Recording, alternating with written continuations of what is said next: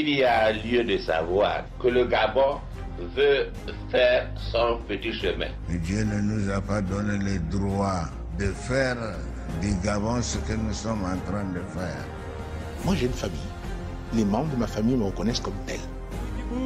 Il bouge. Et le PDG au pouvoir n'a pas l'intention de vous passer le relais.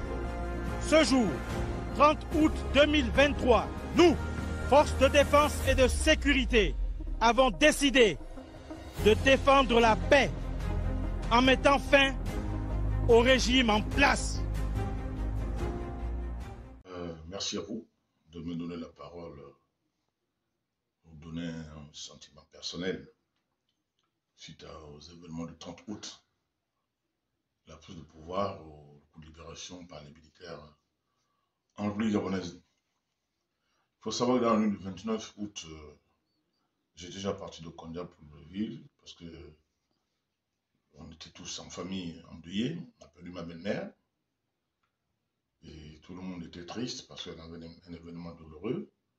Mais au petit matin, on a quand même entendu le crépitement de fusils, les gens tirant en l'air dans la zone de la prudence. Et paniqué, chacun cherche à savoir ce qui s'est passé. On parle de coup d'État, ça crie coup d'État, coup d'État. Bon, coup d'État au Gabon, on n'a pas encore connu ça. Il y a les événements de 1964 où on n'était pas encore nés. Donc, quand on parle de coup d'État, on voit ce qui se passe ailleurs, on a quand même plus peur. J'ai pris la peine de passer un coup de fil à un ami qui est dans l'entourage du président actuel, comme dans son cabinet pour savoir, lorsqu'il était encore d'état-major, qu'on en la gère pour savoir ce qui s'est passé.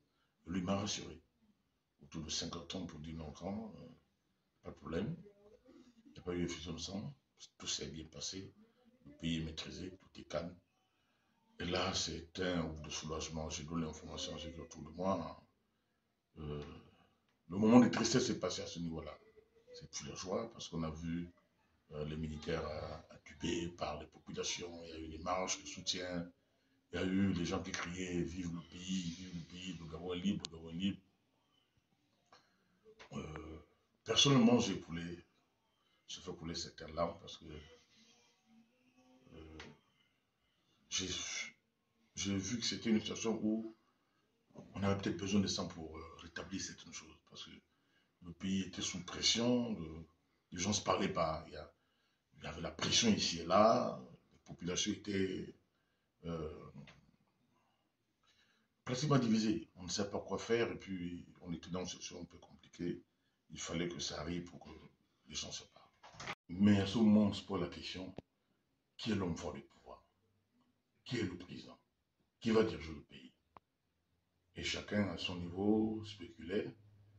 Et plus tard, on a appris que c'est le Jean Loligui qui est le président. On a vu à la présidence qu'ils étaient en train de faire une prière dans la salle, tous les généraux, que les autres ont choisi celui de l'homme fort. Connaissant le monsieur, parce qu'il a travaillé avec le président Bongo, il a travaillé un peu avec Ali, on s'est dit, il a la matière, il peut réussir, il peut bien tenir le pays, il peut être un bon dirigeant. Il n'est pas facile de juger quelqu'un, on ne peut pas juger le président en un an, pendant que nous avons eu d'autres, on a eu 14 ans derrière, mais il faut vraiment le reconnaître.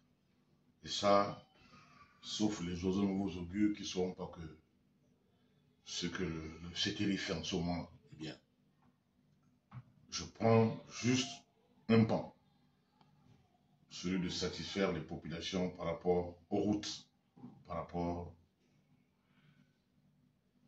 à ceux qui font en ce moment.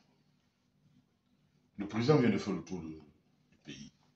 Il a bouclé tout le pays, toutes les 9 provinces. Je pense que tous les départements ont été visités par le président.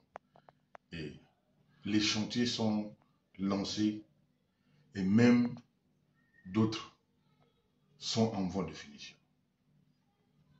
Si on dit que le président n'a pas fait quelque chose, je ne sais pas comment on peut juger quelqu'un négatif dans ce moment. En un an, le CTRI vient de boucler quelque chose que nous n'avons pas vu depuis longtemps. En un an. tout le pays est en chantier. Tout le pays, je dis, est en chantier. Donc je pense que si il arrive, je ne suis pas dans sa tête, hein, dans ses pensées les plus intimes. Je ne suis pas dans ses pensées, je ne suis pas dans les secrets de Dieu, mais je pense qu'avec la volonté qu'il a, s'il décide un jour, s'il pense que le devoir national, s'il pense que de son propre chef, qu'il peut porter plus haut le flambeau du Gabon, avec ce qu'il fait en un an, les Gabonais vont l'accorder, vont l'accompagner. Vraiment, ce n'est pas un appel, hein, mais c'est un souhait personnel. Le général Oligui peut être un bon manager, peut être un bon président pour le pays.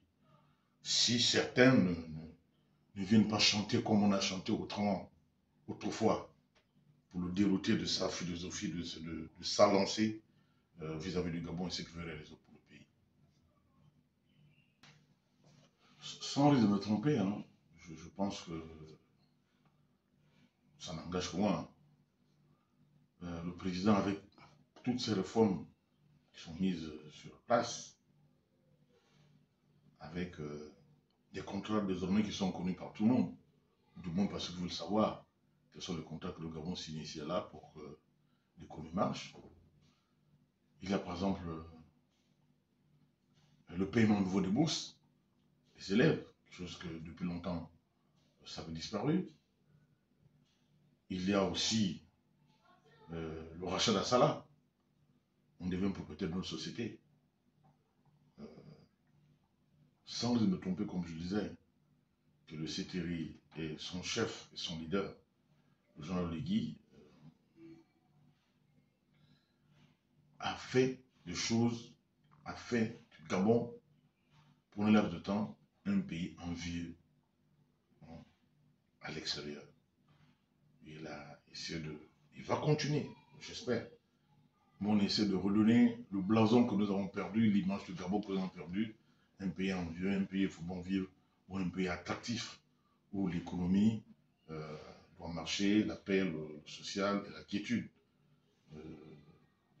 Jean Oligui, à mon avis, pas avoir le soutien de la majorité des Gabonais. Je souhaite se défaire de sa tenue militaire et d'être civil comme moi.